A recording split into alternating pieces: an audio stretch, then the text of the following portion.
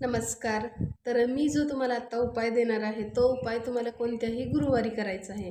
तर त्यासाठी तुम्हाला एका कोणत्याही मंदिरामध्ये जावं लागेल, ज्या मंदिरामध्ये तुळस लावलेली असेल. तर तुळस शक्यतो गावाकडच्या मंदिरांमध्ये सगळ्यांना उपलब्ध होईल.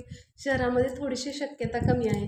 पण ज्या मंदिरामध्ये तुळस लावलेली आहे, त्या मंदिरात जेव्हा एखाद्या कुंडीमध्ये किंवा मग जमिनीतसुद्धा ती तुळस लावलेली असते, तर त्याच्याकडे एक छोटी-छोटी रोपं उगवतात. तर त्या रोपांच्या खालची तुम्हाला थोडीशी चिमूटभर माती घ्यायची आहे.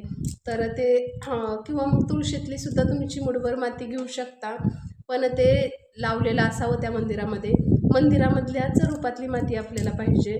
तर ती चिमूटभर माती घेऊन तुम्हाला घरी यायचं आहे आणि मग तुमचा जो कोणता गल्ला असेल किंवा तुमचं जो धंद्याचं तुमच्या स्तोत्र असेल, त्या ठिकाणी तुम्ही मग तुमच्या लॉकरमध्ये सुद्धा ठेवू शकता. जिथे तुम्ही तुमची धनसंपदा ठेवता, त्या ठिकाणी सुद्धा तुम्ही एक छोटीशी पोटली तयार करून, पण ती पिवळ्या रंगाची असावी. पिवळ्या रंगाच्या एका थोड्याशा छोटंसं कापड घेऊन त्या कपड्यामध्ये तुम्हाला ती माती बांधून ठेवायची आहे.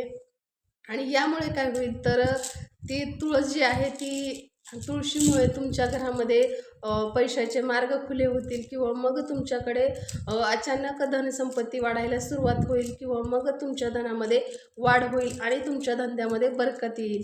तर हा उपाय तुम्ही नक्की करून पहा आणि तुम्ही हा व्हिडिओ कुठून पाहताय ते सुद्धा सांगायला विसरू नका.